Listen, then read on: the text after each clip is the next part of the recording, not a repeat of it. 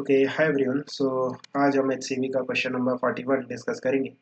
So it says find the equivalent resistance of the circuits shown in figure between the points A and B. Each resistor has a resistance R. Fine. So देखो इस question में जो दो circuits हमें given है ये काफ़ी symmetric circuits हैं। सो जब भी आपके सर्किट में सिमेट्री होती है तो किस तरह से हम सिमेट्री का यूज़ कर सकते हैं to find the equivalent resistance of the circuit. उसके लिए आपको कुछ पॉइंट्स ध्यान रखने हैं। लाइक लेट्स से आपके पास ये पॉइंट ए है और यहाँ पे पॉइंट बी है। इन दो पॉइंट्स के बीच में हमें एक सिमेट्रिक सर्किट दे रखा है, राइट। इस तरह से कोई सर्किट दे रखा है जो कि आपको सिमेट्रिक दिख रहा है। पॉइंट ए एंड बी के बीच में आपको इक्विवेलेंट रेजिस्टेंस फाइंड आउट करना है। देन आपको पहले क्या करना है, आपको लाइन ए बी का परपेंडिकुलर बाइसेक्टर ड्रॉ करना है। This is the perpendicular bisector of line A B, है ना। This is perpendicular bisector. Then आपको चेक करना है कि क्या ये जो परपेंडिकुलर बाइसेक्टर है ये मिरर की तरह बिहेव कर रहा है इस सर्किट के लिए। व्हाट आई वांट टू से कि ये जो परपेंडिकुलर बाइसेक्टर है ना आपके सर्किट को दो पार्ट में डिवाइड कर देगा। लेफ्ट में होगा पार्ट वन और राइट हैंड साइड में होगा पार्ट टू। सो क्या पार्ट वन और पार्ट टू एक दूसरे की मिरर इमेज है? अगर एक दूसरे की मिरर इमेज है देन पार्ट वन में अगर आपके पास कोई रेजिस्टेंस होता है, लेट्स से इस तरह से कोई रेजिस्टेंस है R1, देन इस R1 की आपको मिरर इमेज दिखेगी पार्ट टू में, समथिंग लाइक दिस R1। सो इसका हम किस तरह से यूज कर सकते हैं, अगर यहाँ पे R1 में जो करंट है वो I1 है, इस तरह से जा रहा है, देन ये वाला जो R1 है इसमें भी जो करंट होगा वो I1 ही होगा, वो इस तरह से जाएगा, राइट। सेकेंड जो इम्पॉर्टेंट प्रॉपर्टी है जो कि आपको ध्यान रखनी है, अगर आपके पास कोई सर्किट है, इस सर्किट में कोई एक ऐसा रेजिस्टेंस है जिसमें से कोई करंट पास नहीं कर रहा है, देन उस रेजिस्टेंस को हम सिंपली उस सर्किट से रिमूव कर सकते हैं। अगर आपके सर्किट में ऐसा कोई रेजिस्टेंस प्रेजेंट है जिसमें आप ये आइडेंटिफाई कर लो कि इस रेजिस्टेंस में कभी कोई करंट पास नहीं करेगा, तो सिंपली आप उस रेजिस्टेंस को सर्किट से हटा दो टू सिंप्लीफाई द सर्किट, है ना। थर्ड प्रॉपर्टी जो कि आपको याद रखनी है, ये काफ़ी इंपॉर्टेंट है। लेट्स से किसी सर्किट में एक जॉइंट है मीन्स मल्टीपल वायर्स आके उस जॉइंट से कनेक्टेड होंगे ना। इस तरह से मल्टीपल वायर्स आके एक जॉइंट से कनेक्ट होते हैं।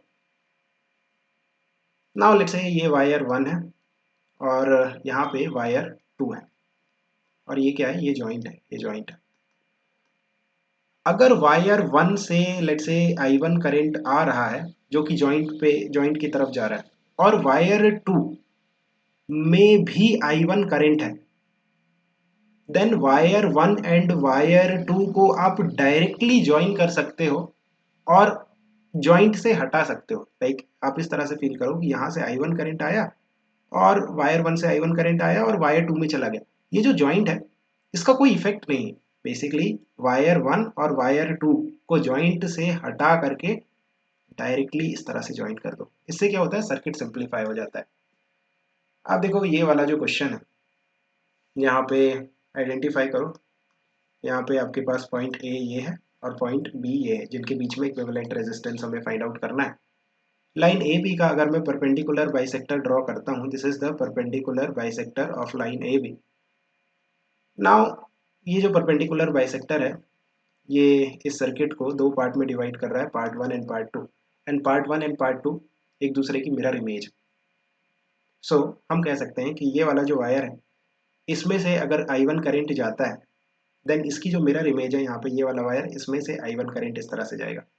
ये वाला जो वायर है, ये वाला जो वायर है पार्ट वन में अगर इसमें से I2 करंट जाता है इस तरह से, देन इसकी जो मिरर इमेज है पार्ट टू में ये वाला जो वायर है इसमें से I2 करंट इस तरह से जाएगा, राइट। सो आप देखो कि यहाँ से I1 करंट गया ऊपर और इस वाले वायर में चला गया, यहाँ से I2 करंट इस तरह से गया और इस वाले वायर में चला गया। तो ये वाला जो बीच वाला रेजिस्टेंस है इसमें से कभी कोई करंट नहीं जाएगा। इट मीन्स ये यूजलेस है, इसको हम सिंपली सर्किट से हटा सकते हैं, इसका कोई काम नहीं है। नाउ जैसे ही आपने उसको हटाया बीच वाले रेजिस्टेंस को, देन आप देखो ये जो सर्किट है ये काफ़ी सिंप्लीफाई हो गया. Now you can easily find the equivalent resistance. ये जो आर है और ये वाला जो आर है ये एक दूसरे के साथ सीरीज में हो गए तो इनका इक्विवेलेंट रेजिस्टेंस हो गया 2R. ये वाला जो आर है और ये वाला जो आर है एक दूसरे के साथ सीरीज में है तो इनका इक्विवेलेंट कितना हो गया 2R. और ये आपके पास R है. और आप देखो कि ये जो 2R है ये 2R है और ये R है ये एक बेसिकली आपस में पैरेलल में है ना. तो equivalent resistance 1/R equivalent. Parallel में कैसे फाइंड आउट करते हैं, ये जो 2R है ये 2R है और ये जो R है ये आपस में पैरेलल में. सो इनका जो इक्विवेलेंट रेजिस्टेंस होगा that is 1/2R plus 1/2R plus 1/R. Now you can easily simplify this. 2R का एलसीएम ले लो. सो यहाँ पे 1 प्लस 1 प्लस 2 कितना आ गया 4/2R. this is nothing but 2/R. So 1/R equivalent is 2/R. It means R equivalent is R/2. Right? Simple. Now actually उस question को आप wheat stone bridge की तरह भी सॉल्व कर सकते हो, उससे भी सेम आंसर आएगा है ना. ये वाला जो सर्किट है इसकी बात करते हैं. यहाँ पे हमारे पास पॉइंट ए है और यहाँ पे पॉइंट बी है. पहले हम ए बी लाइन का परपेंडिकुलर बाइसेक्टर ड्रॉ करेंगे. This is the perpendicular bisector of line A B. So part 1 और जो पार्ट 2 है यू कैन सी कि वो एक दूसरे की मिरर इमेज है. नाउ ये वाला जो वायर है ना, लेट्स से इसमें से I1 करंट जाता है देन इसकी जो मिरर इमेज है पार्ट 2 में उसमें से भी I1 करंट जाएगा इस तरह से. सो ये जो वायर है ये आप देखो बीच में हमारे पास जॉइंट है. I1 करंट यहाँ से आया और यहाँ चला गया. सो जॉइंट का कोई काम नहीं है. तो ये जो दो वायर हैं इनको हम डायरेक्टली ज्वाइन कर देंगे. वायर यहाँ से हटा के इनको हम डायरेक्टली ज्वाइन कर देंगे. Let me use white colour. इस तरह से यहाँ पे रेजिस्टेंस R है, यहाँ पे R है ना. देखो सर्किट सिंप्लीफाई होने लगा. सिमिलरली आप देखो कि ये वाला जो वायर है ना, ये वाला लेट्स से इसमें से करंट जाता है I2.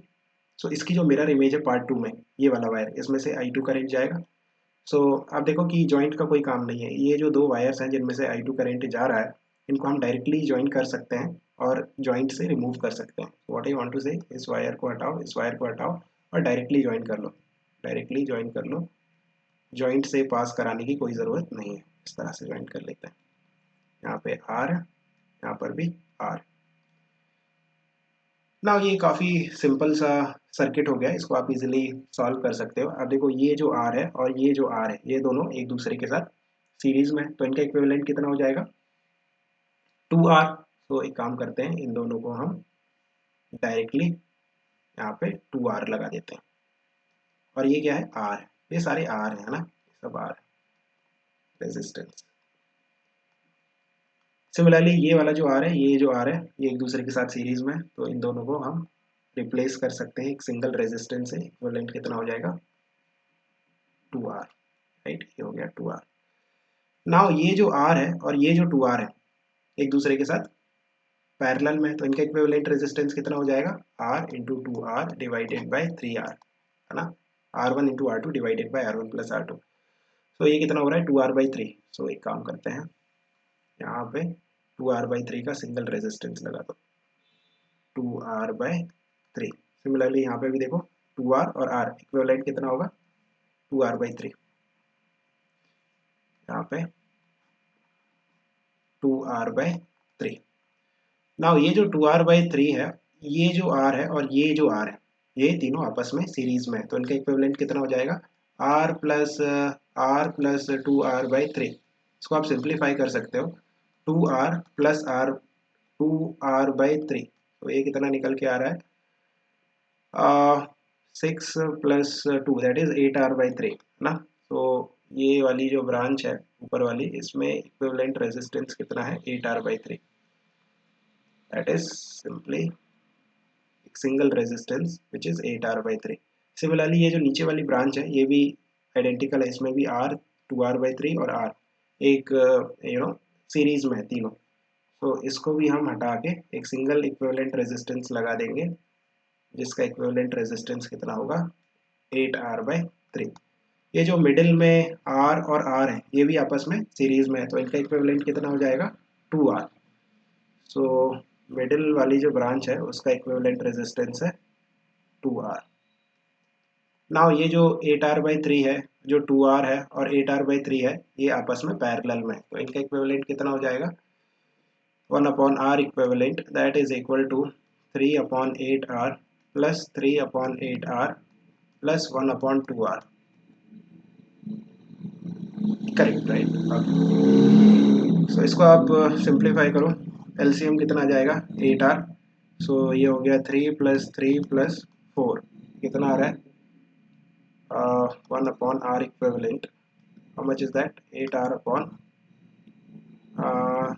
10, which is 4r/5. Hope you have understood this answer correct.